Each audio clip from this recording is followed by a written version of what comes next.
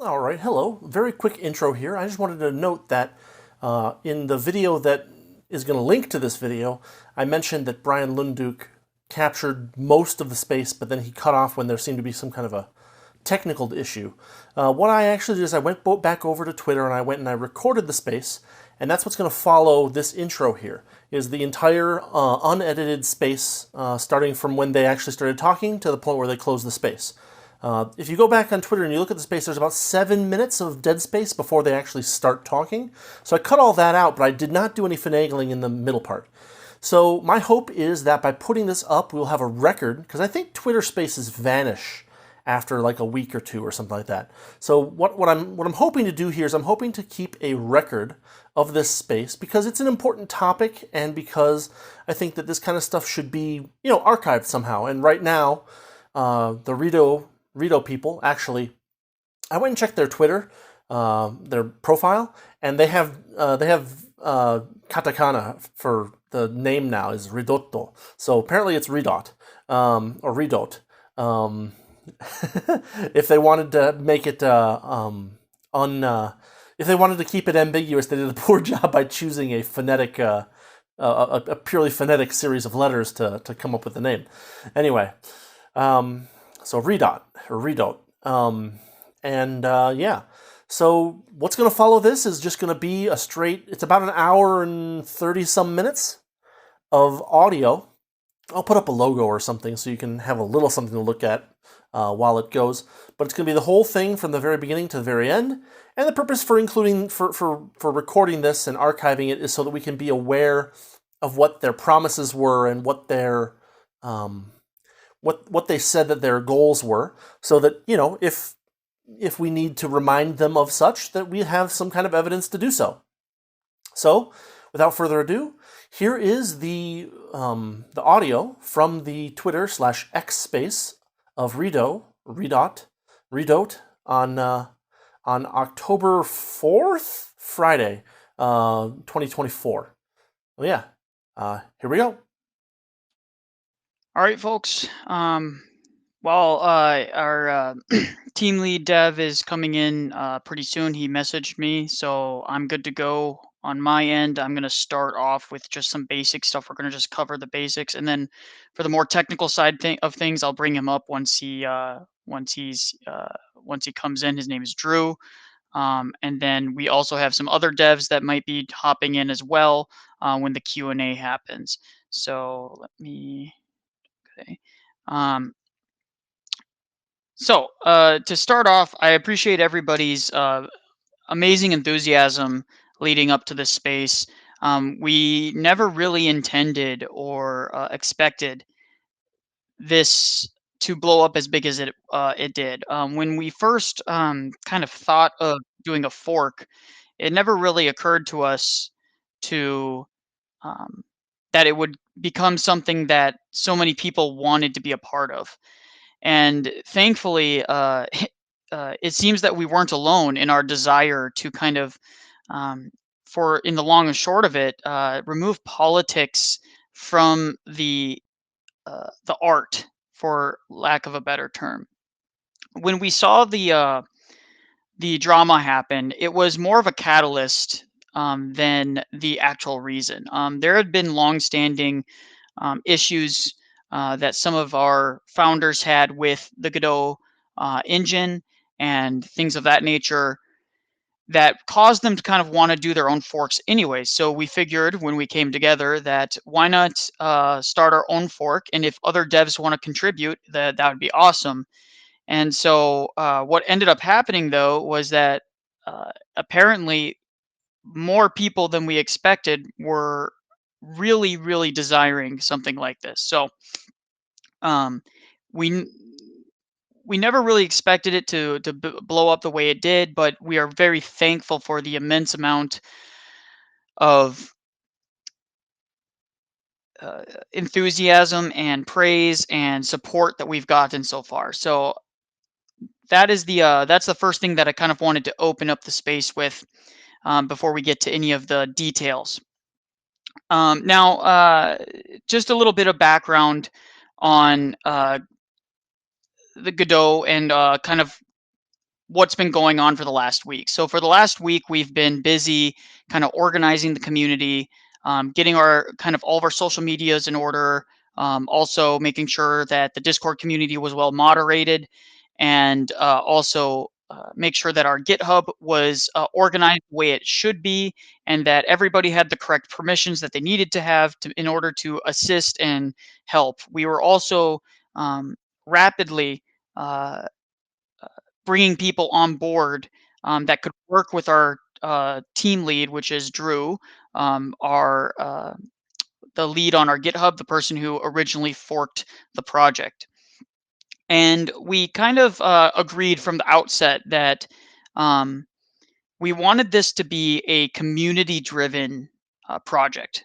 We want to refocus the development of this engine back towards what the community has been desiring for a long time. There's been a lot of long languished features and things like that that have seen either complete disregard or a lack of support for a very long time among the engine and all of these other uh, things. And so, yeah, hold on. Okay, great. Sorry.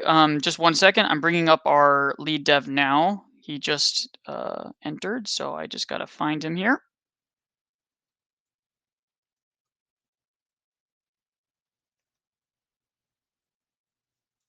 Seems like Spaces is not liking that. Hold on.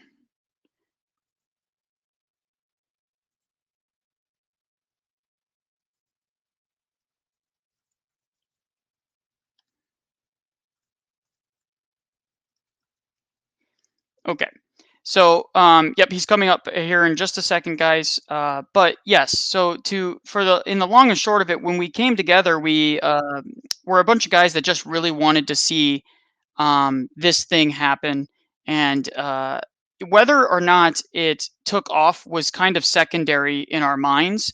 It was more about just having something fun to do, kind of divorced from all the political um, um, aspects of this project and what happened with Godot.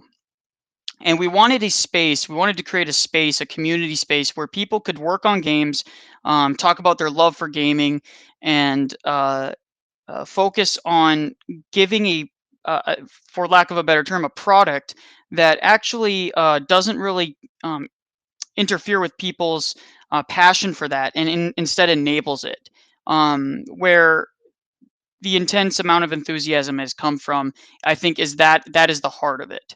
Is that a lot of people want that, they desire it, and we're really appreciative of that. So here in the speaker slot is Drew. He's our lead technical guy, and he's gonna kind of talk about a little bit of why he's doing this, and then also some of the uh, more technical aspects that we've encountered since we started this. So go ahead, Drew.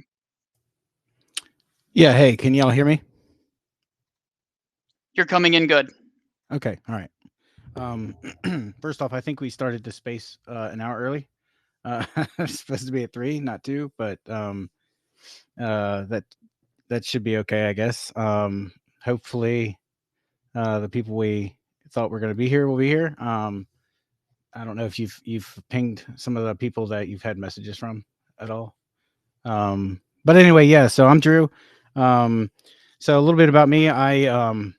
I've been in and around game development for a good while. I've dabbled with Godot since 2014 when it was open sourced originally, and I love the engine. I've always loved it. Um, the thing about Godot, at least back then, was that it was very community driven. It was very much a community effort, and most recently, I feel like it's gotten kind of far away from that. So it's no longer the community driven engine that it used to be. And I think that, and so I originally forked Godot in 2017, and my intent was at that point to just kind of like help out and maybe submit some PRs and learn the the code base of the engine, and just kind of have fun and help the community. And I never really got around to it. I had a kid, and life happened. And it just, yeah, so I've used it on and off, and I've continued to. And most recently, I'd started kind of using it again and dabbling with it and making some prototypes, and the storm started happening. I've been increasingly, as I've watched the project grow, I've been increasingly concerned about the fact that it's gotten away from being a community developed product. So the more Godot has gotten community, or not community, but corporate sponsors and more of these kinds of things. And I understand, like, a small project, getting a corporate sponsor is huge, and being able to actually get paid for something you've been building for a bunch of years. So I don't fault Juan or any of the other people for that. But I think that Godot has gotten away from building features that the community wants, and instead maybe focusing more on building things that corporate sponsors want. Because, excuse me, they're paying these devs large amounts of money to build features for them because they're using Godot, internally.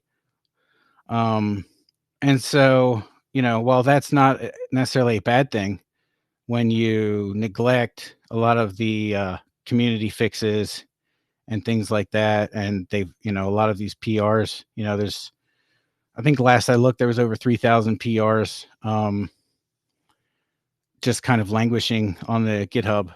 I think that it's kind of reached a point where it's no longer community driven, but it's more driven by the corporate sponsorship and corporate need. And so I really kind of wanted to take it back to it being more of a community driven product, putting things in that the community has asked for or wants. But we've essentially forked an engine. So there's a lot of things that kind of go along with that, a lot of baggage. You're not building something from scratch. You're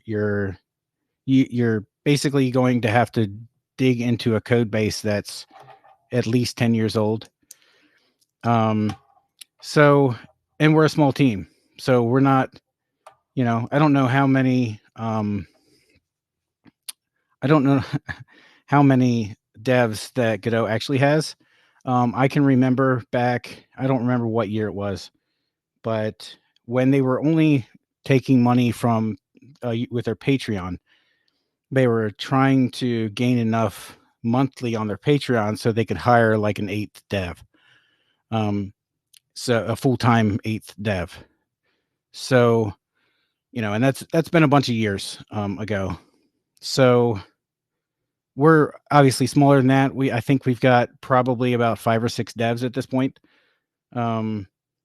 that are waiting to be able to contribute more and jump in, and a lot of them have already pulled down the repository and are checking PRs and things like that. So we've got a lot of work going on behind the scenes, and our plan is to essentially, at first, try to keep the core of Godot what it is. So we don't want to make any heavy changes to core, because that then allows us to pull from upstream and get features and things that they're adding in, and then develop things on the side that we'll either develop as modules so that they can be put in if say someone goes to download Redot, and they it'll basically pull modules automatically, so that when you open it, you'll have our finished product, instead of having to go on a store or somewhere and pull stuff by yourself. So our intention is to try to keep the core Godot for as long as possible, because that just makes our job easier, especially as we're just getting rolling. And then any fixes and things, fixes and stuff. Yeah, we're gonna try to merge PRs. But initially we're going to try to merge things that won't break core. Does that make sense? We don't want to create an issue where we're an early fork and then suddenly we are so far away from core that we can't just pull their fixes and their merges.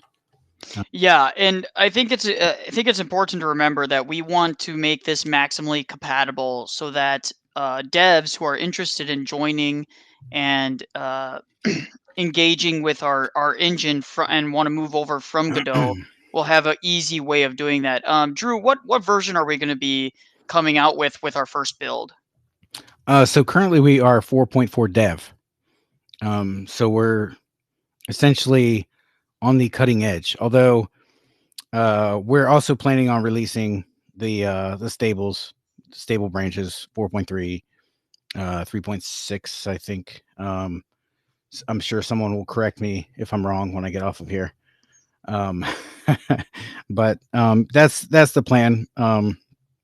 We plan on having all the current branches that there is at the moment. And then for going forward, what are some like short, medium, and long term plans we have in terms of like some features that some of the community has been asking for? There's been a lot that's been asked for. The the uh the the ideas have been wild and crazy, such as completely replacing GD script, or putting in support for some obscure language. There's a lot of those kinds of things, obviously, but that's not our plan going forward. Our plan is to create a community, which we've done, and continue to build that out, where anybody can come, and the focus is on games and game dev, and that's it. None of the other stuff, none of the peripheral stuff that comes along with sometimes with communities and community driven projects. And then for the engine, our focus is to, at the very least, keep it simple. We don't want to get too crazy with making a whole bunch of changes. We're going to pull some of the PRs and we've already pulled and merged some of them that the community's asked for. Initially, we're going to have to really cherry pick, because we don't want to put in anything that's going to break core. So that's our main focus, Yes. probably going to be for a while. We're going to obviously look at anything that the community is asking for, and there's a lot of PRs out there that people have submitted to Godot that are sitting. We're going to comb those. We're going to find what we feel are good ones that won't break core, and then we're going to try to contact that person if they haven't contacted us already, because we want to make sure that credit goes where credit's due. If we didn't write that code, we don't want to take credit for that code, but they have an alternative place to put that code where it'll actually do some good. Correct. And it's important to note that we want the community backing us as much as possible. So some ways that people can do that is finding PRs that improve the quality of life on it, UI enhancements, user experience features, and things like that are some of the things that we want to focus the community on. Again, we can't. We have limited resources, and so at the end of the day, we're going to need to really focus our team's efforts on areas in which we can make the most impact for our dollar, essentially, for lack of a better term. And so we really want to make sure that gets taken care of in a way that helps focus community resources as much as possible. Our devs are constantly in the community Discord. They're always talking to people and asking questions. They're constantly looking for feedback and other things like that. So that's one thing that people can do right away if maybe if they're not a coder per se, but there's someone who's been, or not an engine coder, but maybe there's someone who's been working with GD script and producing their own game, and they have some feedback about that. We can definitely take a look at things like that, and that helps us figure out where there's the most ability for us to make the biggest impact. Um, so, in short, the broad goals that we have are stability, keeping parity for as long as possible, and building features as modules in a similar fashion to Linux, if anyone is familiar with that. Yeah. So right. So the way I kind of explained it was that with Linux, you have this core um, of stuff, and then everything else kind of plugs into that. Like a electrical strip, basically. Um, so that's kind of maybe hopefully a good visual. Um, and then when somebody downloads, they go to our download link and they download Redot. Um, it will actually come with some modules built in, if that makes sense, so that they're not having to go and be like, okay, where's all the Redot stuff? Well, it just comes with it. But that's sort of done on the back end. Yes. And so those are some of the big kind of roadmap look at what we're looking at for this project. One of the things that one of the ways in which we've been communicating with our community about this project is that we want the FOSS community, open source community, to do what it's meant to do, what it was originally kind of like envisioned to do, and that is um, bring improvements into a project so that it improves the community as a whole. If Godot decides that what we're doing for the engine is useful and helpful, we encourage them to please take in these changes, because these are the kind of pressure that can be very healthy for both engines going forward. We're not going to be shy about using things that they've produced any more than they should be shy from using things that we have implemented as well.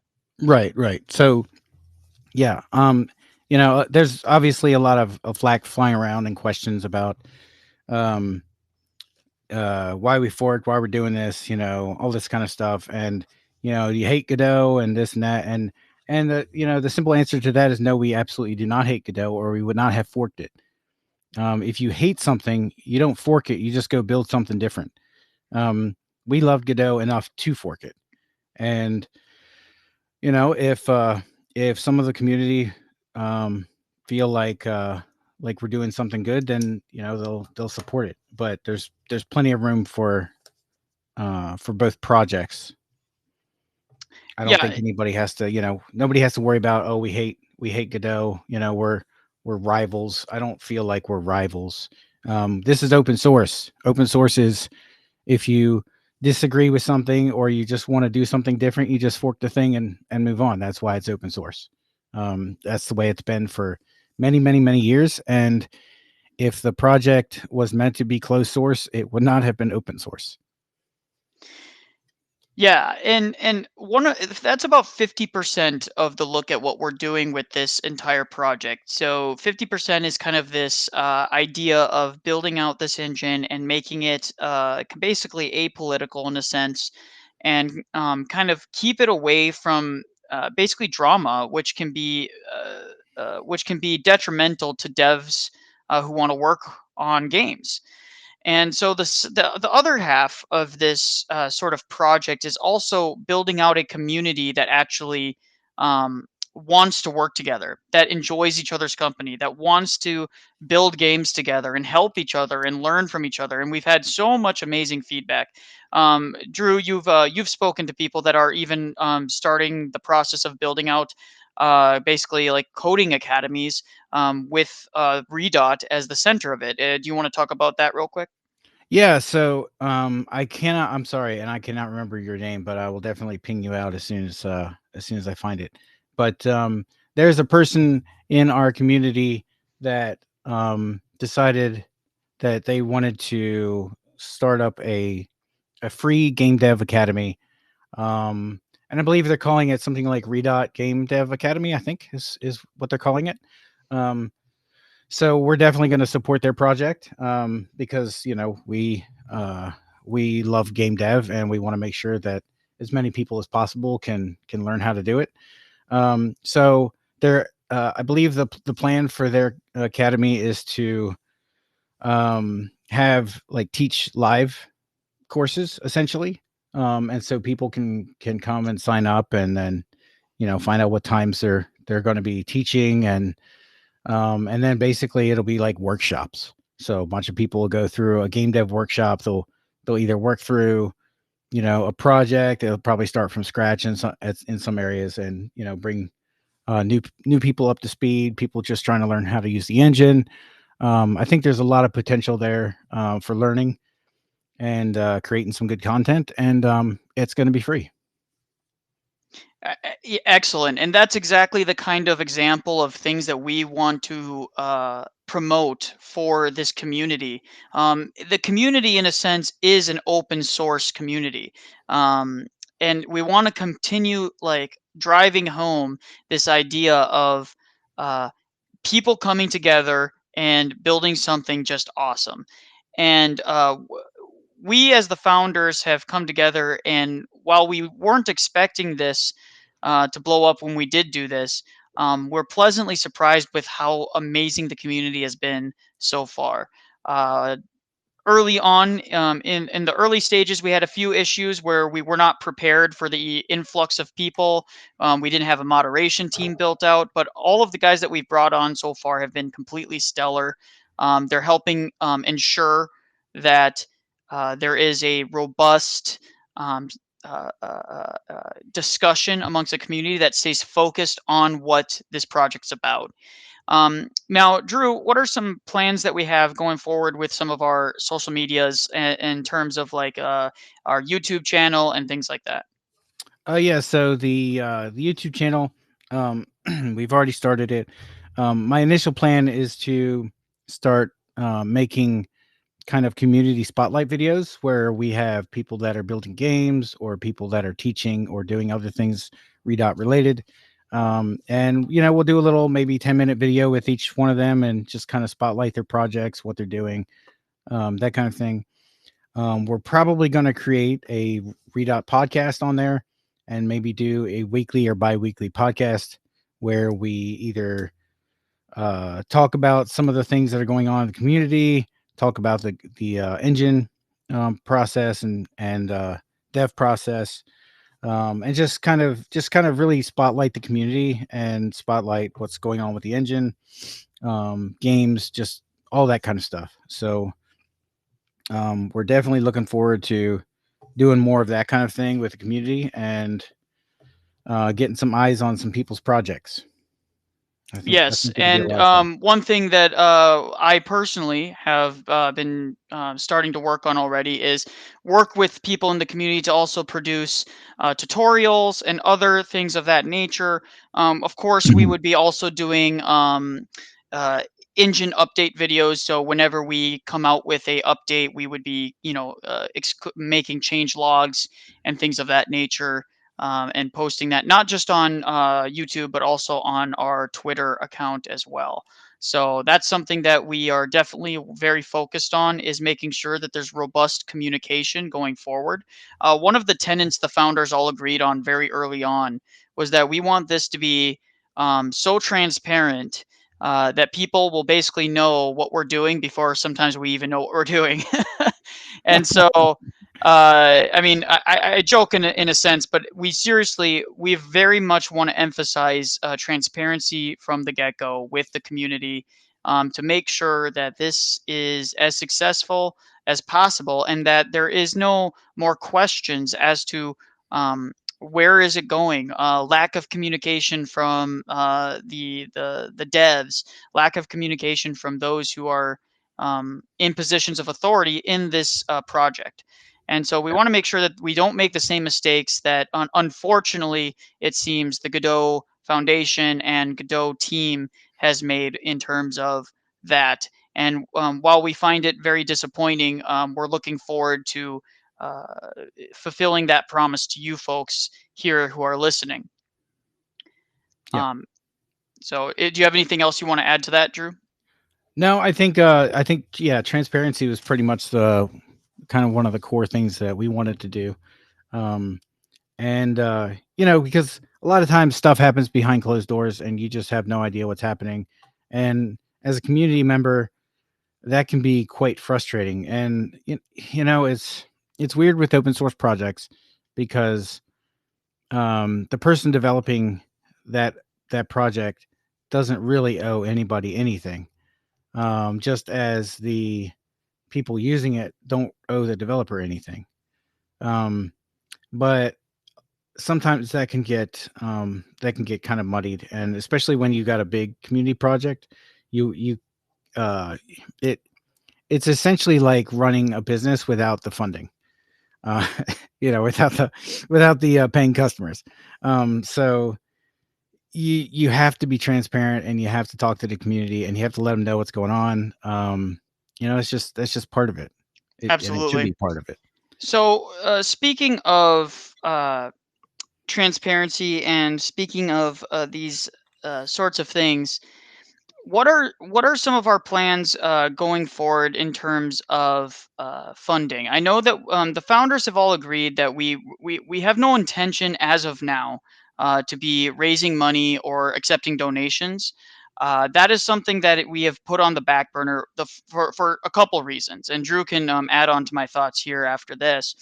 The first reason is we want to make sure that we get a successful build out to you before we do anything like that.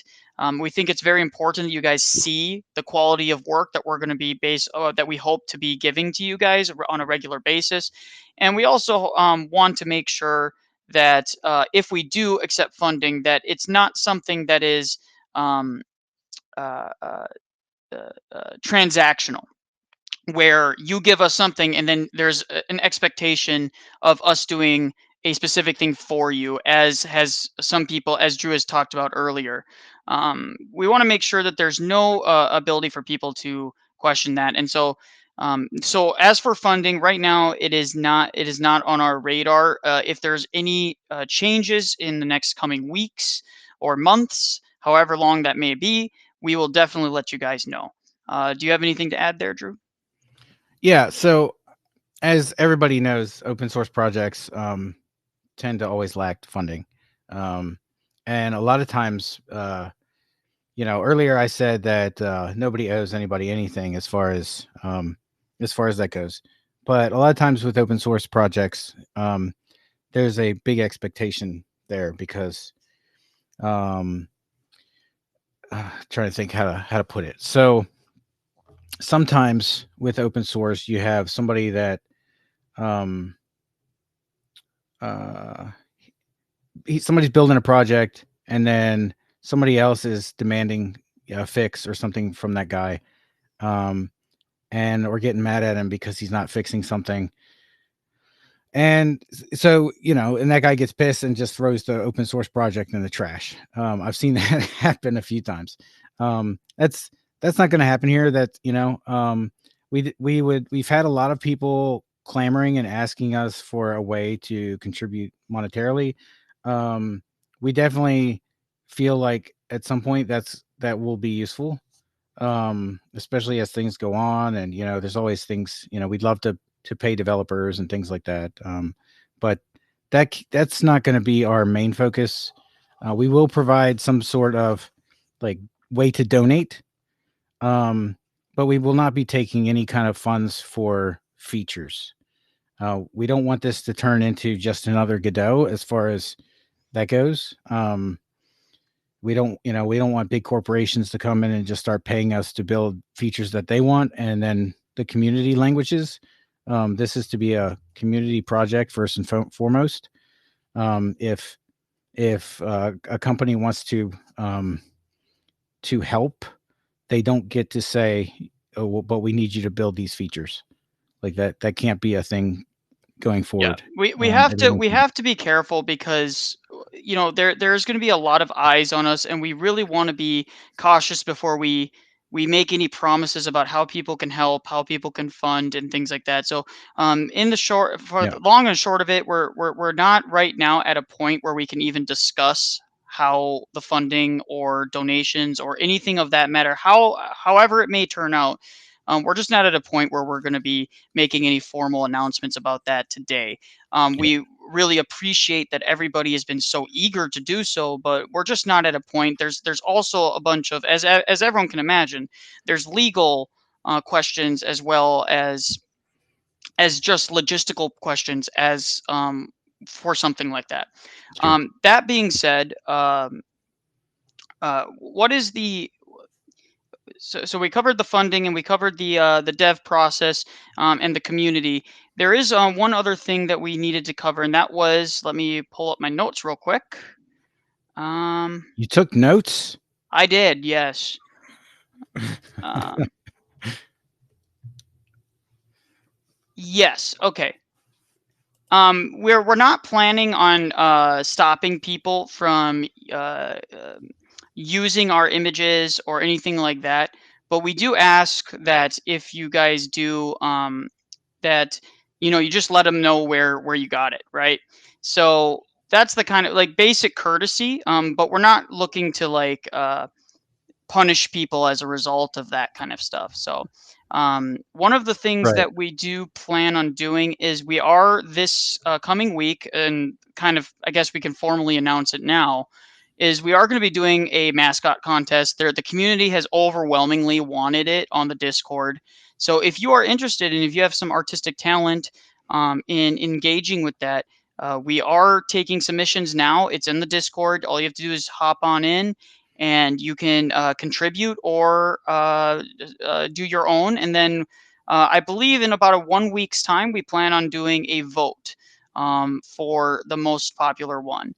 We want, again, just to reiterate, this is meant to be community driven. So the icon itself that we have now was something that the community voted for, and that's really important. Now, for kind of to finish us off here, Drew, what is our timeline looking for our first build, roughly?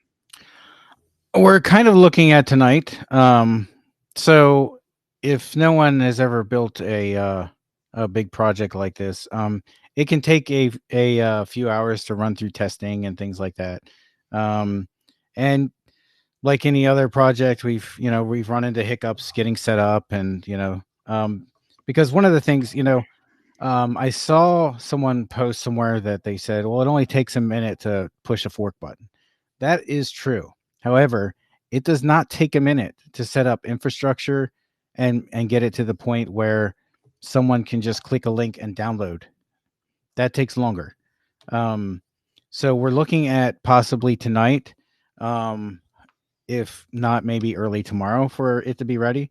But yeah, hopefully very, very soon. Sometime between now and I would say tomorrow. Awesome. And And I don't you want a keep hard I don't want a hard deadline that in case we run into any other hiccups, but I think currently that's the plan. Yeah, no hard deadlines on that, but we want to give people just a clue that to be on the lookouts for our social media pages for any information on that. Also, we are going to be building out our a website here at some point. We do have the website address reserved already. It's just a matter of building it out and then deciding how what content's going to go on it. Right now, I think we've kind of been discussing simple as best. Basically have something that links to a download page and then one that links to our Discord. Just keeping it simple at first, and then down the line we can discuss maybe having a more robust feature set on there Yeah. as time goes on. Now, Drew, real quick before, or Real quick, sorry, go ahead. I've got one more thing to add as far as things we're doing.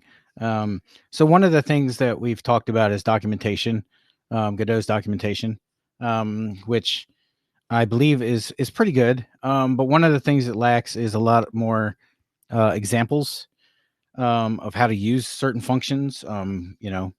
So one of the things we're going to do is we're going to work on improving the documentation. That's definitely something. That is definitely something that the community can help out with. I currently have a gentleman who is doing some initial work on that front. Um, so he's going to start getting more of that lined out. But yeah, documentation going forward is going to be a big deal, and we're definitely going to make some hopefully uh, improvements in that area so that it makes it easier for people that are trying to read it to make their games make it easier for them. Yes, and going forward, we will have a more robust roadmap for any of the people that are want the nitty gritty. But that's something that we have to do after we have a little bit more time to sink. After the first build is out, we can sink our teeth into it and kind of have a team built out and get some volunteer contributors um, contacted and start working with them. It is very much a process, so please bear with us as that goes on. And I want to mention for one last thing, and before we start taking Q and A's, is that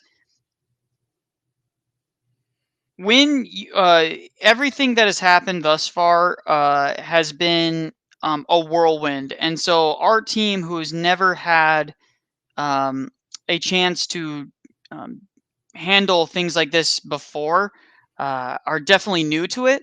So there's going to be some growing pains. We've made that clear to the community from the very beginning. There's going to be changes. There's going to be things that change here and there. But if you bear with us, we promise that, as we've said before, there's going to be as much transparency as we can possibly manage to do going forward. So we really appreciate everybody who has offered to contribute so far. Please know that we're not ignoring you. It's just a matter of we need to have the time after this first launch is done to do so. And we do intend on doing some community projects. There's been talks and discussions about doing a games jam once the first build is launched. So that definitely keep your eyes out for that as well. Is there anything else you want to touch on, Drew, before we start taking questions and I bring people up? No, we should definitely start going ahead and answering some questions. I think Immortal's got one in Discord though. For sure. Let's start here on requests under the Twitter Spaces. So if you do have a question, please go ahead and give a request. The first one up is going to be Lunduk Journal. Just 1 second. Sometimes takes a second for Spaces to catch up. Okay, are you good? Can you hear us? I can. You sound phenomenal. Great, thank you. Lunduk from the Lunduk Journal here.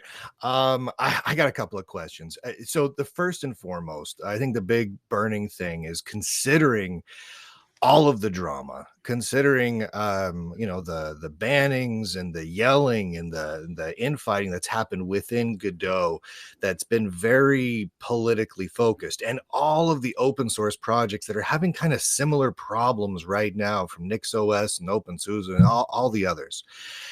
What steps is Redot going to take so that it's hoping to avoid suffering that same fate that Godot, your parent project, is currently dealing with?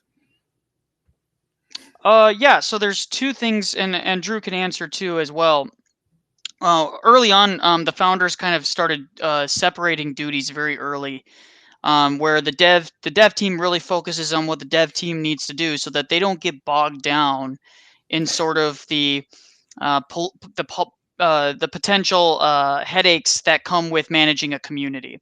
And the second thing is, we're not going to be passing the buck off to other people. Rather, the founding members of this project are going to have direct hands from the very beginning. So one of our founders is the head of the Discord. Myself, I'm in charge of, well, at least in part, in charge of a lot of the social media aspects of it. And so as long as we stay communicative and transparent, there's less room for a rot, in a sense, to form between the founders and towards the community. Because I believe that sunlight is the best disinfectant, as the common saying goes. Drew, do you have anything you want to comment? I don't really have anything to add to that. I feel like that pretty much covers my thoughts on that as well. I think transparency is probably the best way going forward, and separation of concerns, so to speak. So hypothetically, if you have Discord and GitHub people who have moderation ability within the Redot project, and let's say you have a handful of community moderator type folks that start to kind of go rogue, like we saw with Godot and other projects, how in the structure that you're envisioning with Redot would that be handled? So myself as a founder, as one of the main guys who's going to be managing that, I would work with either our senior mods, depending on who's the problem. If it's the entire moderation team, I'm nuking it. I'm just to be straight up with you. It's going to be nuked, and we're rebuilding it from the ground up. Nuke from orbit, turn to glass. All right, Yeah, I got exactly. it. But if it's a specific individual, we would pull that person aside, kind of try and figure. I mean, people make mistakes. And you want to be gracious with people and understanding with people. And I feel like I think most of the Godot community would have been more understanding had the community manager fessed up, taken a step back, taken a break, and the founders had taken maybe direct control over their project again and said, hey, we're going to take this over for a while we reassess kind of how our staff is going to address these things going forward. But the problem is that's not what they did. The founders decided, in my opinion, mistakenly decided to basically be hands off and pretend that the issue didn't exist until it exasperated to a point where they had to address it, but they really didn't want to. If we all are being honest with ourselves about the statement they put out, it was very milk toast, in my opinion. So that would be my response. Drew, do you have anything you want to add? Negative. Awesome. I have one or two other quick questions. People have been flooding me with questions because ask away. You've generated a tremendous amount of interest. I mean, looking at this Twitter space, there's about 600 people listening on X right now. I lost track. What do you at? Like 60? We got another 200 followers on X, and I mean, you're generating interest. People are excited about this. However, as you guys have probably already seen, many people are going to label Redot as a political protest project, right? I mean, no matter how you slice it, you guys really didn't even focus on that in the first 35 minutes of this launch. But regardless, it's going to be covered as a political protest project, and those have existed before, forks of projects for political purposes, and they do not have a good track record of continuing to exist. One obvious example was GIMP. When GIMP was forked because the name was deemed offensive, and they created essentially what was termed a woke fork of GIMP. They called it and what did they call it? They called it Glimpse. Which is honestly not a bad name, but it was the purpose of it was to be political. Sure. And it died. It died a horrible, spectacular train wreck with nuclear explosions, death. How will Redot avoid this fate? And specifically, after the drama has died down, after everyone has calmed down with all the problems with Godot, and Godot may even rectify problems, right? They may look at the success that you're getting in generating interest and try to fix some of the problems. How will Redot continue to be relevant, interesting, and attract users and developers as time goes on and the Godot drama fades into the distant memory? Drew, do you want to take that first? Sure. So we've definitely given this a lot of thought. It's and it is like one of the things that Game from Scratch said to me was that, you know, these forks, you know, they're a dime a dozen, and you know they go up and then they die. You know, it does happen. Yep. But there are some projects that have not died. And so one of the ones that I point to is Pygame. There is a large Pygame is a Python game framework for anybody that doesn't know. And it you know, it was huge. And so they the current owner of the website and the documentation and all that stuff decided he was going to use the website for his own political posts, so, and protests. So he would change the front page to reflect that. Once or twice he took the website down in protest of something that was happening in some other country, which left users screwed because they couldn't get to the documentation. You know, they couldn't do any of that kind of things. So the community decided that they wanted to focus on games. And so they forked it. They created Python CE. And Python CE is still the go-to. It's now the go-to for Python game development. So even if Godot rectifies or tries to rectify the issue, I don't think they are going to gain back the goodwill of the community as fast as they think they might. And I think that projects like ours are needed at this point in time. There definitely needs to be kind of back to the basics, back to you know, just no bullshit, just games. Yes, precisely. Well, I want to add something. Also, what Drew said is 100% accurate. One thing that I've been thinking about since I've heard from the community, our Discord is now at about almost 6,000 people in like a 4-day span. So it's absolutely insane. That's incredible. The common comment that I keep on hearing from people is they want a project that they can just go and be at peace working on projects, meet cool people, and engage in the community. So I believe 50% of this project is not just the engine. 50% of this project is the community we're building behind the engine. So that's why we're really, really focusing on making sure the mistakes of community management aren't made. Anybody who's been in the gaming industry or anyone who's worked for a brand or a company knows community managers can sink a ship very quickly, or they can be excellent PR representatives for it as well. So we just need to make sure that we're on top of the community, that we're making sure that we are continually sort of tuning it as needed, and making sure we respond to things as needed. And I think that that's going to really make sure that the kind of mistakes that have happened with Godot does not happen again. We are not going to divorce ourselves and say, well, we don't really have a Discord. It's just kind of this community Discord that exists, but we still promote it, but it's kind of there. No, we're going to have direct hands involved with the founders on the Discord, and they're the ones that control it, period, end of story. And I think that that is one of the ways that we can prevent irrelevance, because people are going to want to come to us, even if they don't use Redot. They still may want to come to us to simply have a place that they can engage with other developers. Just as a quick follow-up, I've heard both Redot and Redot. What is the proper pronunciation here? All of redo. them. It's redo. Redo. Okay, that's another one to add to your list. Is there a proper pronunciation at this point, or is it too? I'm going to be totally honest. I've said it in like a single sentence 3 different ways. So. Yeah, he literally has. Okay.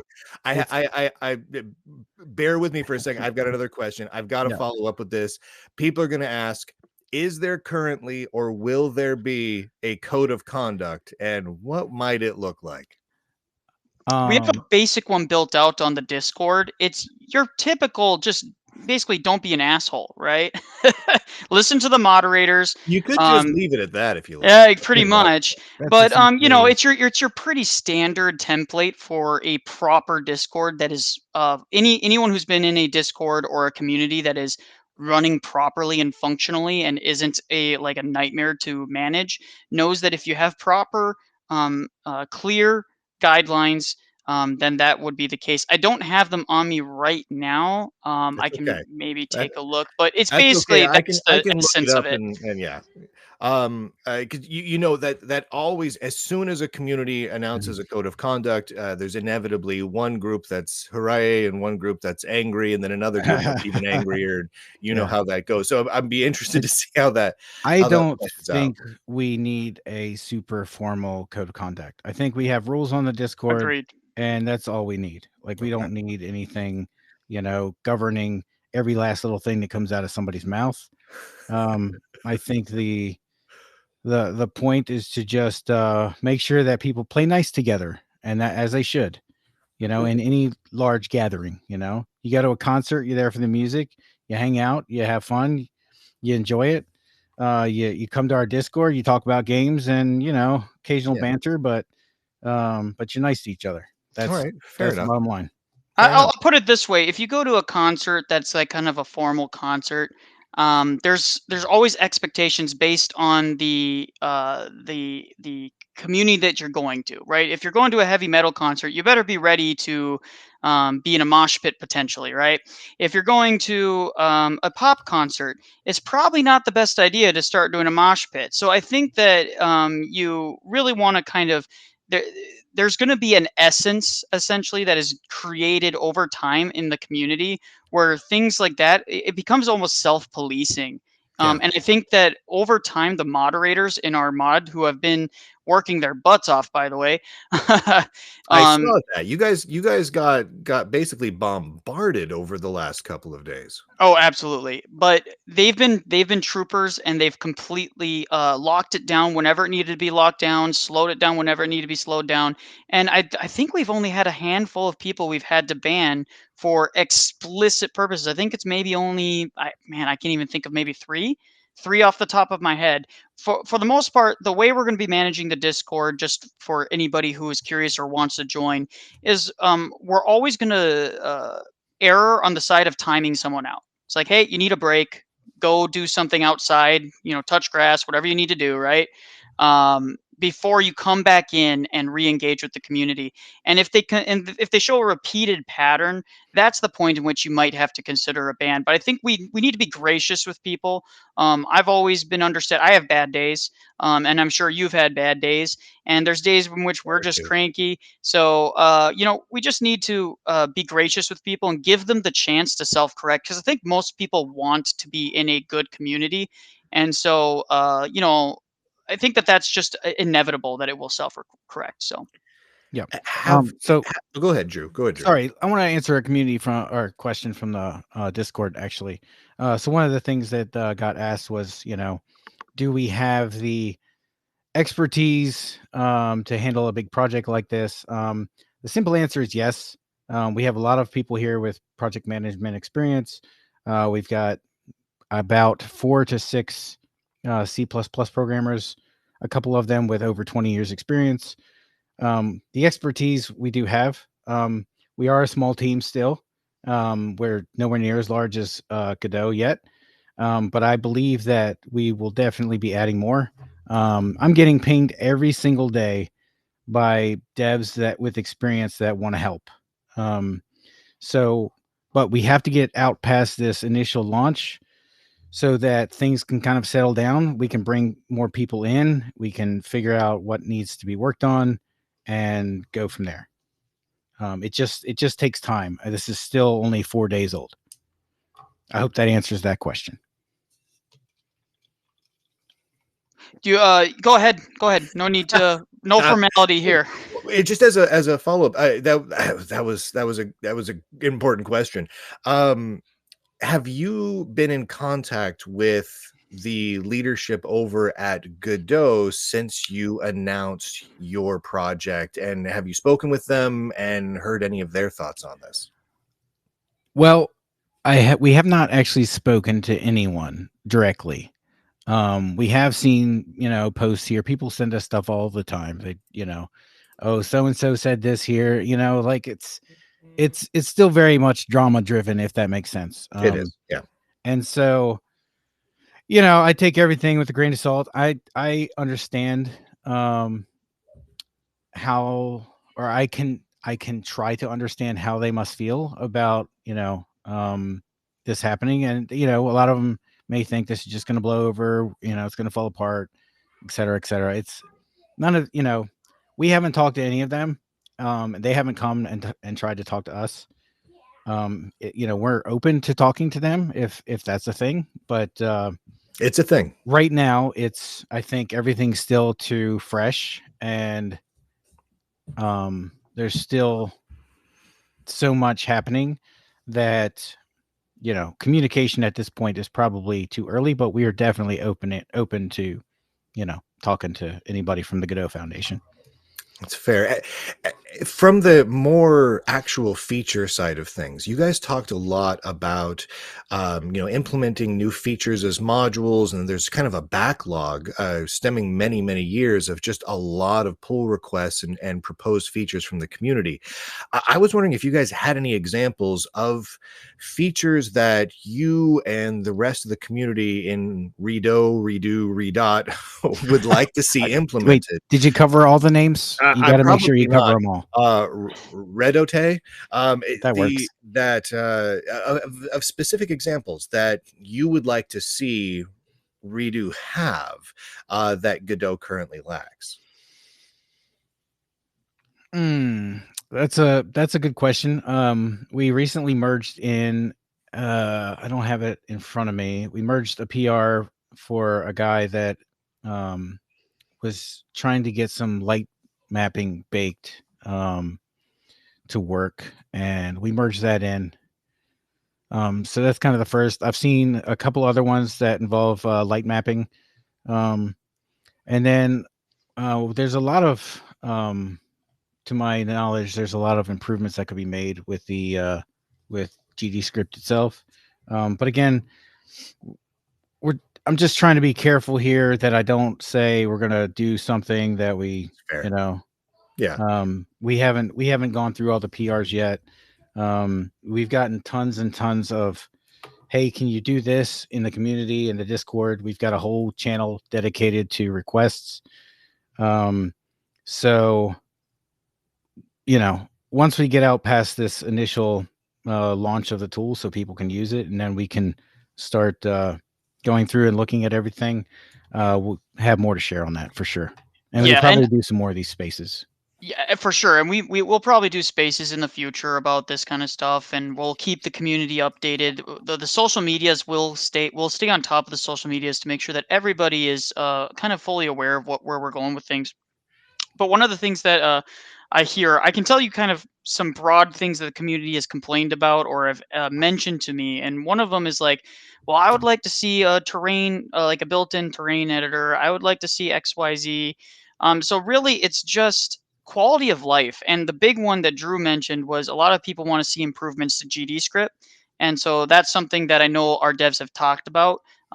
Like he said, we can't make any promises yet until we kind of have a breather after this initial launch and are able to kind of talk to all of the potential volunteer devs and build out a more robust team and a more robust pipeline, for lack of a better term.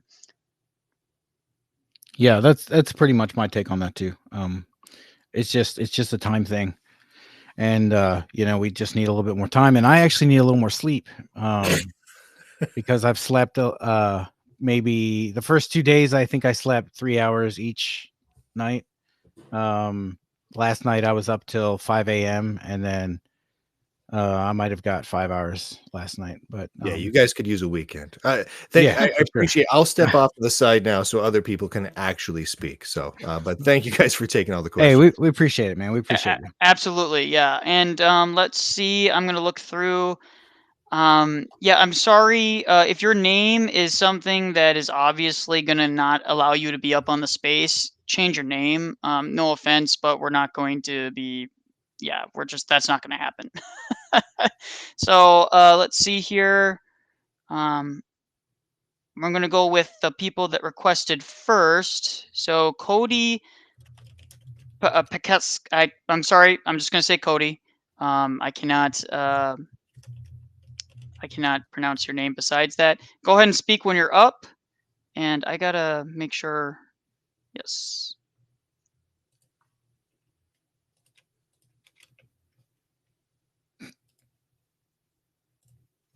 Okay. So that should go ahead when you're ready, Cody. If you have a question. Hey, yeah, it's Corey. Oh, sorry.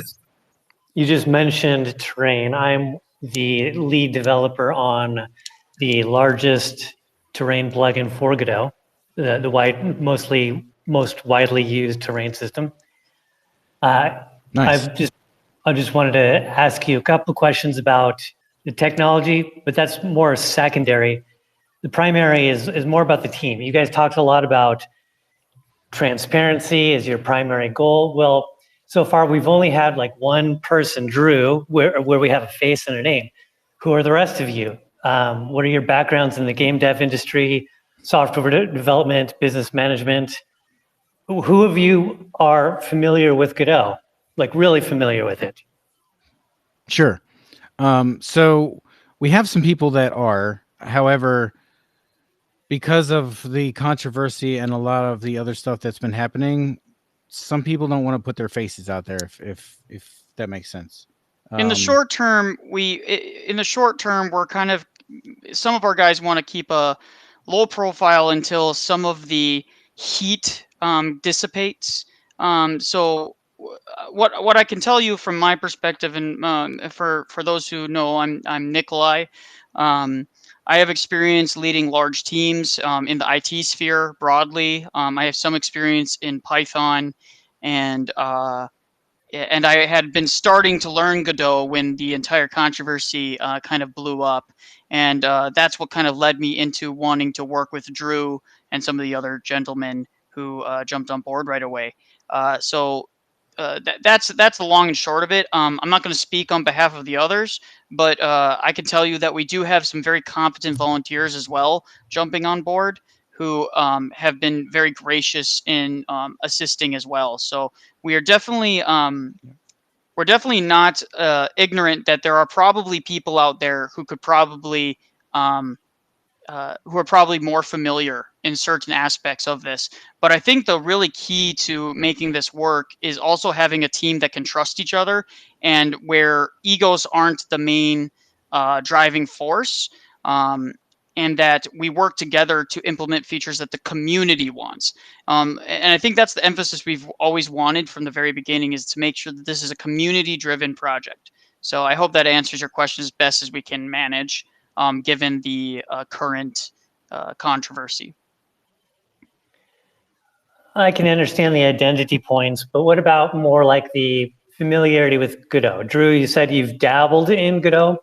Sure. But Yeah. of your core team, like how much experience does your core team, your leadership team, actually have with Godot projects?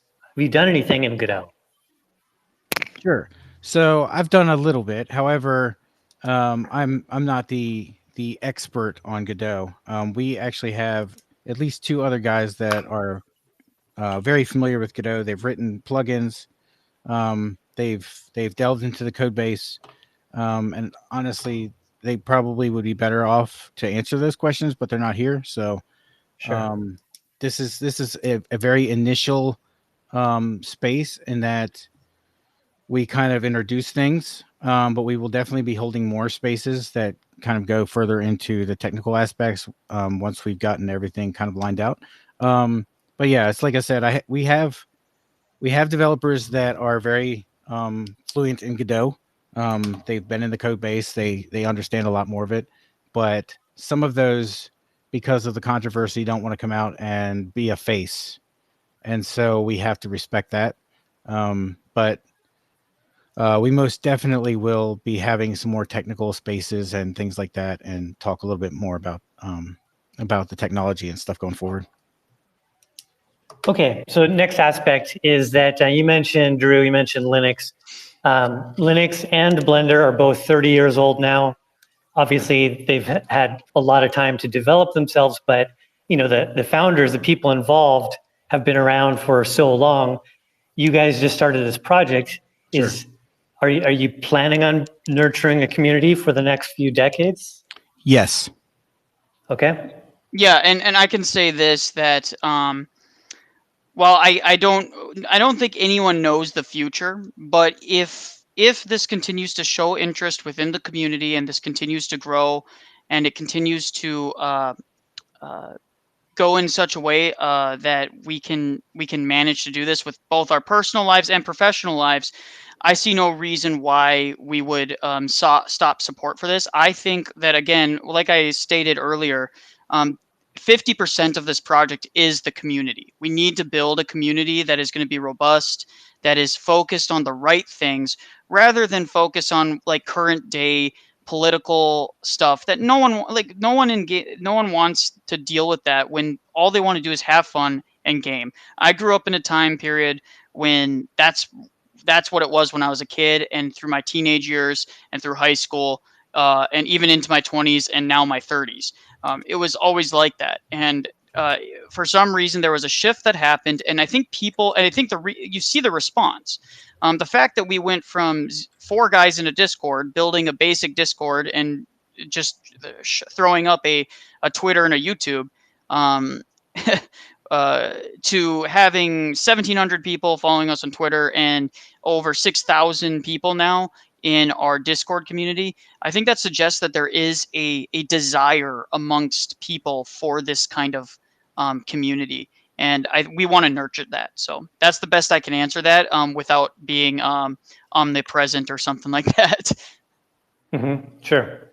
All right, last topic, and then I'll get off. More technical. I appreciate what you said, Drew, about wanting to maintain compatibility with Godot's core as long as possible. As a plugin developer, I'd like to be able to. Our terrain system is called Terrain 3D, so I'd like to be able to. Yeah, I'm aware of that. Yeah, it looks fantastic. I'd like to be able to support both engines for as long as possible, so that we can, because we're the primary terrain system. Yeah. Your project. And I don't want to have to put me or my contributors in a place where we have to choose one engine versus another. Right. At least not this next year. It'll give us some time. So as long as you guys can maintain compatibility, that'll be great for myself, my team, and I think that for pretty much all of our plugin developers. And I think the community, like a community, is the open source projects live and die by their communities. By their community, yes, they do. But there's layers to a community. Sure. Obviously, we've got leadership, and then you have your core developers, and then an outer ring from there is the plugin developers, and then you have your documentation and tutorial guys, and then it goes out in professional users, and then hobbyists. And so the things that you guys can do to, I don't know if priority is the right word, but priority is what I would like as a plugin developer. I'd like more reach or more accessibility to core developers, so that my plugin can get more can be more useful to the outer layers, right? And so to speak. And so that's one of the things that I was not able to really feel that was achieved in the Godot community. And so that's one opportunity that you guys do have to get a leg up in the community development, is finding ways to nurture the tutorial community, the plugin community, and so forth. Yeah, I completely agree with you. And honestly, that's something we should definitely be doing. We need to set up something in a Discord that is strictly for developers like yourself that have plugins. And then that way you guys can have like direct access to us. And you can always ping me or ping one of the devs. Like we're very accessible in Discord. You can ping any of the founders, that's fine too. But yes, being able to kind of get a hold of somebody, especially if you're having an issue or have questions, accessibility in that way is something that you definitely get in our Discord. Yeah, 100%. So And I want to. Oh, sorry. Go ahead, Drew. Finish yeah, up. so we definitely need to make a space in our Discord for plugin developers, so that they, we can have access to them, they can have access to us, and that'll actually help facilitate a lot of the getting things into the engine properly. So I can say this right now. I will after the space is over. We already planned on expanding a lot of the things, including expanding areas for specific language users as well. So we really want to facilitate that. And if there's any suggestions on how you would like it to look, for example, if there's specific topics that you would like to have bug fixes, et cetera, however you want to lay it out, you definitely give us that recommendation, and we will definitely take that into strong consideration when we're building out sections of the Discord for specific uses. So we definitely want to facilitate that, and we appreciate you showing your interest and letting us know. And I do know, based on my talks with the devs, based on my talks with the founders, is that we do want to keep maximum compatibility for as long as possible for both sides. Because we think Godot does some good work with things. We just want them to be more. We want to be more open and transparent with, for example, plugin developers like yourself. So I hope that answers your question, and we look forward to hopefully working with you going forward. Yeah, thanks for the discussion, guys. Yeah, thank you. Thanks for the questions. We appreciate it, man. Good to hear from you. Yeah, let me I think we'll do Ian from Discord has a question. I'm just waiting. Go ahead and do him while I get the next speaker up. Oh no, I think he's actually in the space if you want to add him. Oh, okay, yeah, I can add him. If he's on Discord, we'll add him up here. Just 1 second. Oh, he's talking about console. He's asking about console porting. Oh, console porting. That's Yeah. well. Long story short, I think didn't we agree it's kind of a little too early to even discuss console porting? It is. It definitely is. There is a company that makes games that released a console port of for the Switch for free. As far as console ports, yeah, it's really early. Still early on.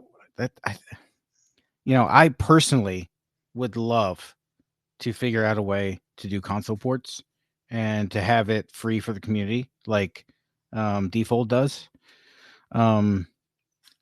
But again, it's really early, and until we have time to look through everything and decide a good path forward, we're probably going to revisit this. I think that's going to be a question that gets asked a lot.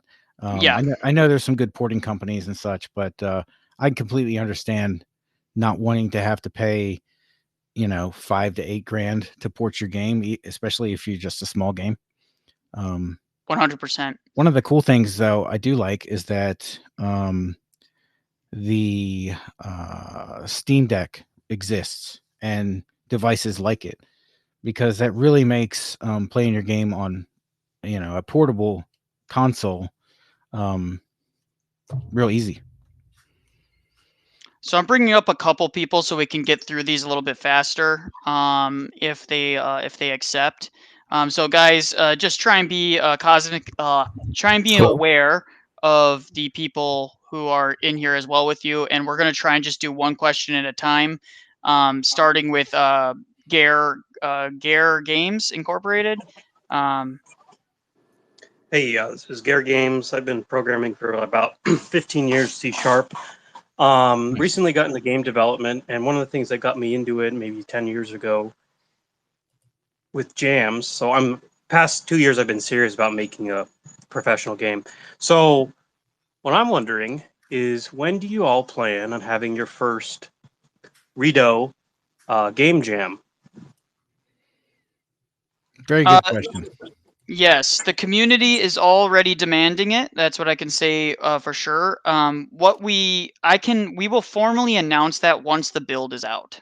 We will formally announce it. We do have plans. Things are in the works, but we can't say that quite yet. Drew, do you have anything you want to add? Yeah, it will probably be very soon after our launch though. After the build's live, when people can download it and use it, we'll definitely launch a game jam for sure. Another question, just a quick one. How useful is somebody with 15 plus years of C# experience for the development of Redot? 0. No, kidding. Actually, yeah, we'd love to talk and see, like, you have tons of C# experience. I'm sure that Yep. we could use the help. So I got a little bit of C++ as well. okay. Let's see. So we've got a volunteer application spot in Discord. Drop it in there and just say your experience, and we'll definitely be reaching out to anybody with dev experience for sure. Great. Thanks, guys. Thank you very All much. right, awesome. Thank you for the question, Jaden. Hey, bud. Pleasure speaking with you guys. I'll be quick. Have 2 questions, if you don't mind. Starting off, Unity had the package manager system that many disliked over time because everything started to feel fragmented. How is what you're planning to do with modules going to be different from that? Or is it going to be the same? I'm sorry. Could you repeat the question? Earlier you were talking about modules going that route Yeah. with Redot. Unity did that, and it didn't. They're starting to backtrack on that a little bit because it started to feel very fragmented. Sure. Is that still the route you want to take, or like what? Can you elaborate on that? Again, it's still pretty early, but like we've had internal discussions about which direction to take, and so far that is what we're looking at doing. Now, I can't guarantee that that'll be where it's going to wind up, and I would assume that at some point down the road we will gain some distance in a different direction away from Godot, but early on we definitely want to keep it as one-to-one as possible, and we also don't want to make it hard on other plugin devs. So that's part of the reason for the whole one-to-one thing. But if we can figure out a good system that works with plugins and then it just kind of pulling down when you download the I don't know a good way to describe it, but basically kind of like a launcher where you download it and it would just include all the Redot plugins automatically. We might do some system like that, but yeah, it's still really early and we're still kind of discussing and planning. So it's hard to I don't want to nail down something here on this space and then have to eat that later. So I guess a follow up to that. If the EU had their way, the iPhone would have just about every port under the sun and probably have Android installable on it. You could argue, playing devil's advocate here, that some of the PRs the Godot team didn't bother to merge would conflict with like a larger vision or for consistency of the project. I'm not in the weeds of it, but sure, that's what I could assume. Is there going to be like internal or general guidelines for like a long-term vision that keeps order of Redot, or will there be this mindset of more features the better? What the community says we do, no questions asked. No. So yeah, we definitely want to keep things stable. We don't want to upset the ship before we're even out to sea. So it's not just about cramming features in. We definitely want to do bug fixes and stability and things like that. Optimization has been talked about extensively. Yeah, optimization, sure. Places, at least for a good while, the places that we make changes are going to be things that just kind of improve things, but not like hurt things, if that makes sense. Okay. Not for the appreciate it. long term. We don't want to like give like an injection of like stims to somebody and get them all hyped up and adrenaline pumping, and then suddenly we die off after a sprint, right? We want to make sure that we're building a good core foundation before we decide whether we're going to go off on our own direction or something else. So I think that's the broad generalization of what the dev team has been talking about. And I think that's an important thing to keep in mind for anyone who asks any future questions. Well, appreciate it. Thank you. No problem. Stefan. Hi, it's Stefano. Hi. Oh, I'm sorry. Hey. It's okay. Okay. That's not a common English name. Hi. Well, I'm a full stack developer. I don't have a lot of experience in game development. I just started dabbing in Godot when all this happened, and I really want to keep going into it. But my question, I had a couple of questions. One was actually asked by Jaden, so I think you guys pretty much covered it, which is how much of the management and let's say, I don't know, the roadmap of Redo are you going to publicly disclose? When we have a roadmap, we will publicly show all of it. Like, the community should know what we're doing and what we're working towards. We're not going to hide anything. You'll be able to see what we're wanting to do, and the roadmap may change, but yeah, you'll be able to see what we plan. I apologize. I accidentally clicked the wrong person to drop down so I could bring some more people up. Stefano, if you have any further questions, please request again and we'll bring you back up. That was my bad. I fat fingered it. Off the stage. Oh my gosh, I was like, I realized it. I was like, oh man. All right, so we're gonna bring up, I think, 3 more people, and then if Stefano has any, if he wants to jump back in for another question, he's more than willing to. So we're gonna do this. We'll go here. I'm just choosing randomly, guys. I am not. There's no bias here. We're just going with the people that basically first come, first serve, and people that requested. So. And like I said, Stefano, please request again if you have. There we are. Okay.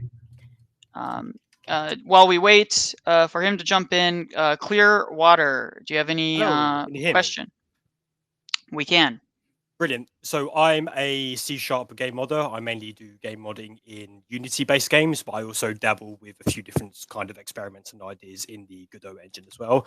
Nice. The question I would like to ask is, looking at the Godot GitHub, one can see that there is a massive backlog of issues and pull requests that date back to the late 2010s.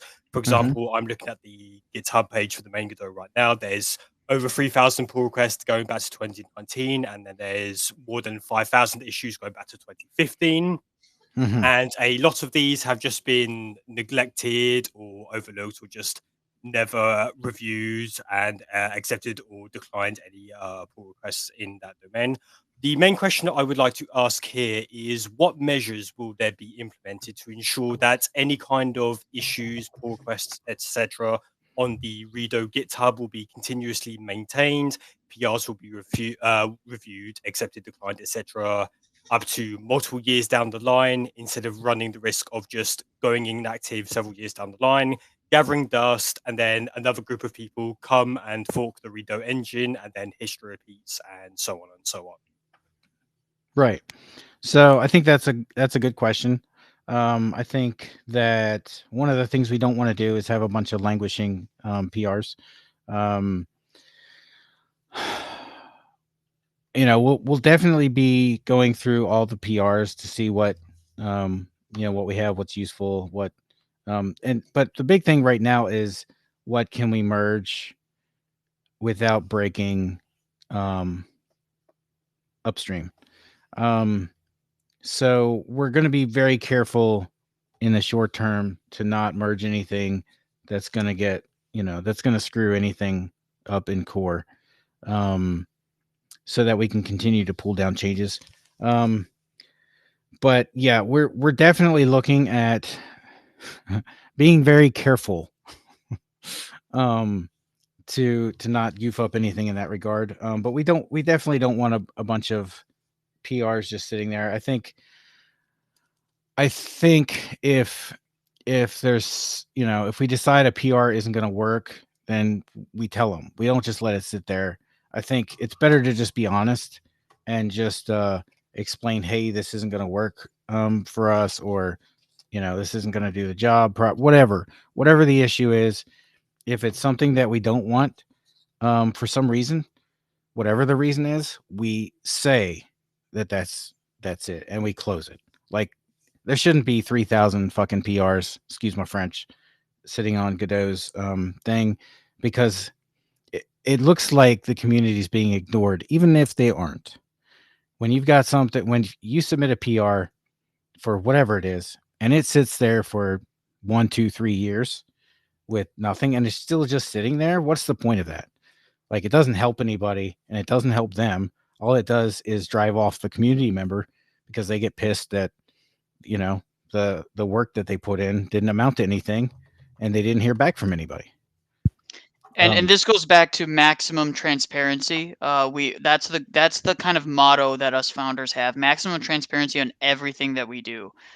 So that includes dev, that includes community, that includes everything, because we want to make sure that the people that are contributing know what they're contributing to, that they know kind of the vision that we're going for, and so that maybe they'll decide, oh, this PR isn't a good PR for what they're trying to do right now. And maybe in the future it will be, but right now, let's not pull it in if it's something that's just not realistic right now. So, if someone says, hey, I got something that rewrites that gets rid of GD script and improves it with something completely new, it's like, well, we don't want to do that, right? There's all sort, like, we've had people come to us and say, I want you to add like your personal pet programming language into the project. And it's like, we have to be realistic for what we can do right now. In the future, there might be abilities to do that, but right now we just need to be realistic with our community about what we're capable of doing and what is actually possible in the meantime. So I hope that answers the question. Yep, of course, very well explained. I mainly asked that because I'm fairly certain over time a grand community of community members and contributors have kind of been a bit jaded by the fact that they've spent several weeks, maybe even several months, developing both minor and major features for the engine. None of their PRs gets reviewed or commented or had any feedback on, and absolutely no one turns up to have a look at it, despite the contributors in question bumping the relevant people multiple times to try and get people to have a look at it. But then absolutely no one comes at all, and they just go completely ignored and ghosted for however long they have the PR up without it being closed. Yeah, we got to build trust, and we have to build trust not just with the community has to learn, and we have to earn the community's trust, but we also have to build a relationship and trust with a lot of the PR guys. One of the first speakers, Corey, that's an example of someone. You have to build trust with them. You have to be very open and communicative with them. Otherwise, again, like you said, it can really break that trust, and that's something that Godot had done that was the reason for the fork is actually less so to do with the drama. That was simply the straw that broke the camel's back. It was these languishing PRs for as you said, years that really caused that. With that being said, if you don't mind, we're going to move over to DLCC Mind. Yep, no worries. Thank you very much for your time. No problem. DLCC Mind, if you have anything to say, go ahead. Thank you. My name is Michael, and I have been programming for about 40 years, 2 of those years in Godot. And my question is, do you have any plans regarding the documentation? How are you going to handle that? Sure. So in what way do you mean handle that? I mean, like, are there any long-term plans if you're going to handle documentation differently than, for instance, Godot is doing right now? As far as improvements go, or things of that nature? Yeah. Oh, exactly. yeah. So, yeah, we definitely want to improve it. We want to add a lot more examples of how to use things. I think that's one area where the Godot documentation kind of lacks, especially for new devs, trying to figure out how to use functions, things like that. So we'd like to expand the documentation with more examples of how to use things, and for now, like, that's kind of what we're looking at going forward. There's obviously a lot of ideas floating around, so we'll be taking any and all suggestions and going from there. But yeah.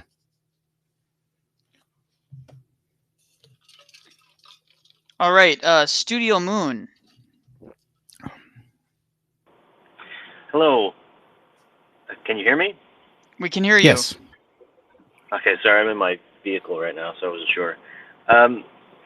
First of all, I wanted to say thank you for all the hard work you guys have been doing. It's nice to see that you're catering to the game dev community. But a member of my team was wondering if you were planning on bringing Redot over to Steam. Yes. Absolutely. Perfect. Thank you. Yep. It will be on Steam. Yep. Short and sweet. All right, Stefano, sorry about earlier. Please, if you have a secondary question that you wanted to ask, please go ahead.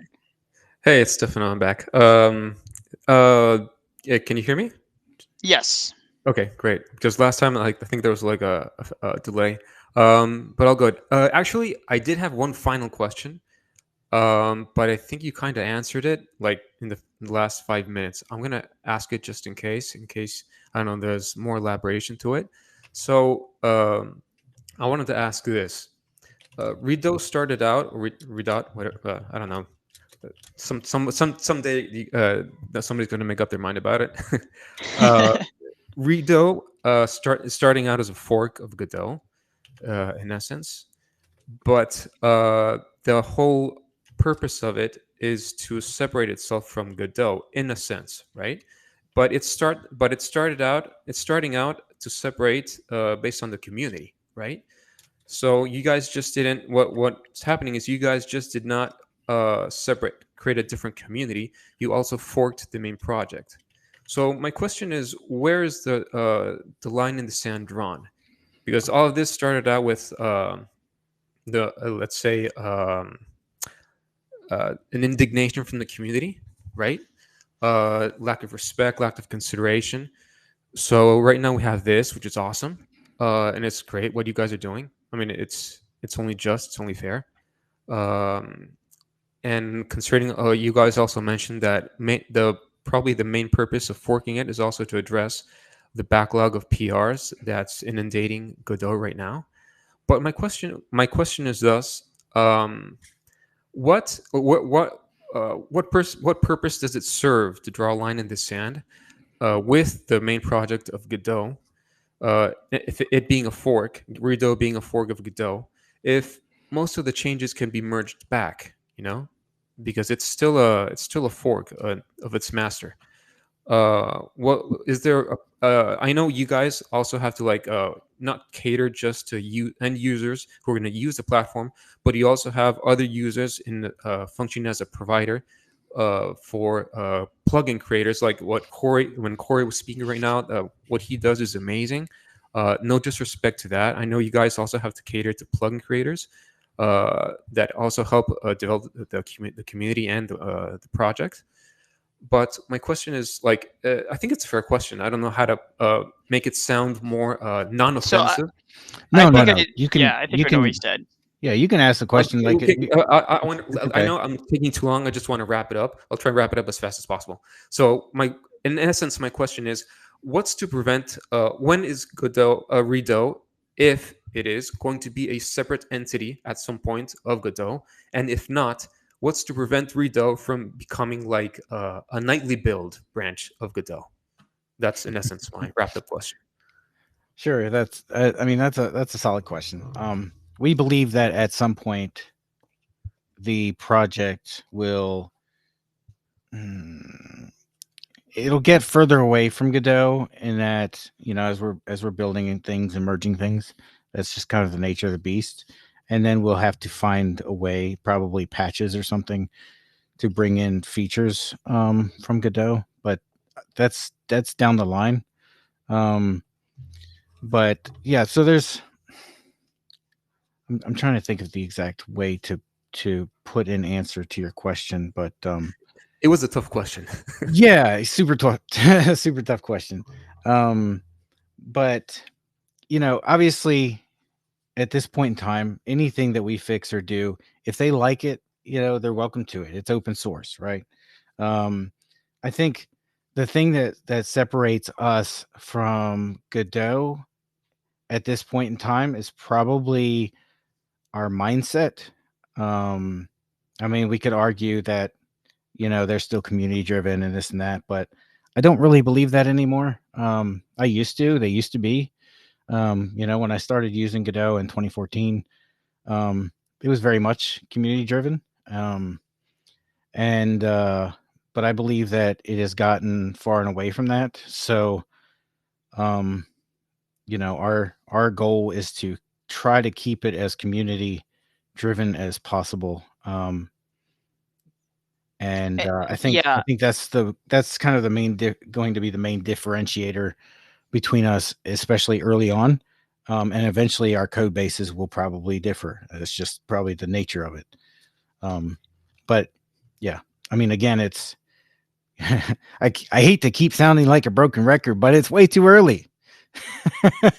yeah, and just to add, I think the biggest difference, the biggest thing that is really going to differentiate us is even if Godot has they decide, wow, what these guys are doing is freaking crazy, it's awesome, and who knows, that may not happen. And in fact, I'm very doubtful it would, frankly, based on the fact that they've been so reluctant to bring on PRs, some of the PRs that we're looking to bring on for so long.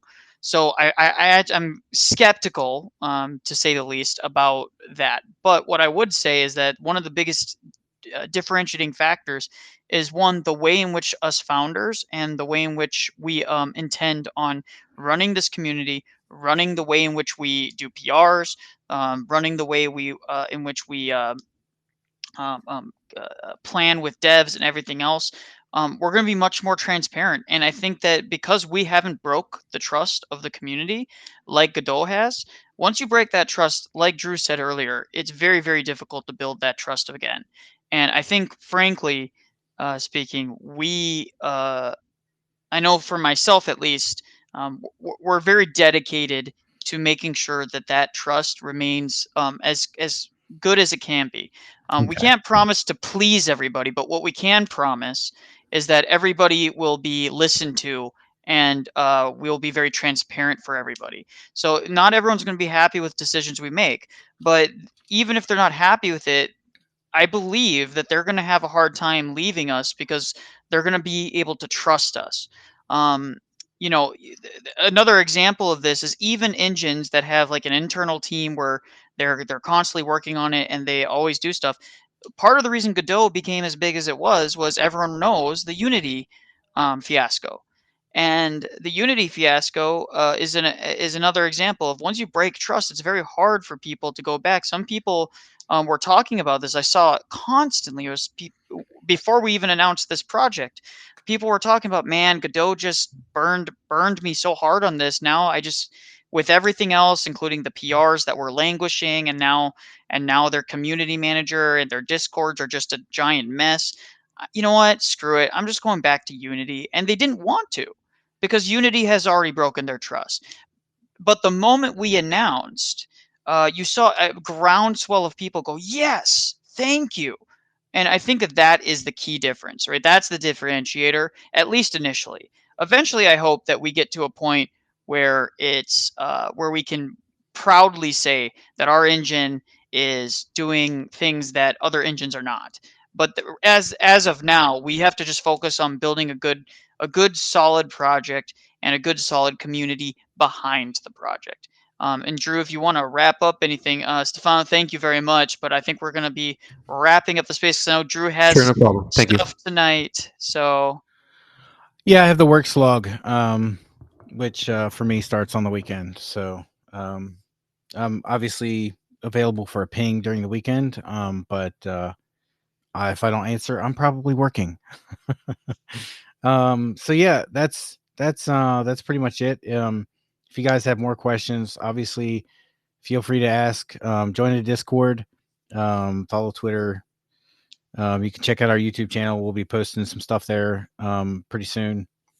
Yeah, we'd love to talk to anybody. If you guys have more questions, pop in Discord, ask a question, and we'll try to get to it. Yeah, and if you're a developer and you want to communicate with us more directly, you know where to find us. Just make sure you reach out to the right people. Any of the founders will be more than happy to engage with you. So I hope you guys have a excellent day, and hopefully we see you soon on the Discord. So have a nice day, and I'll be ending the space then.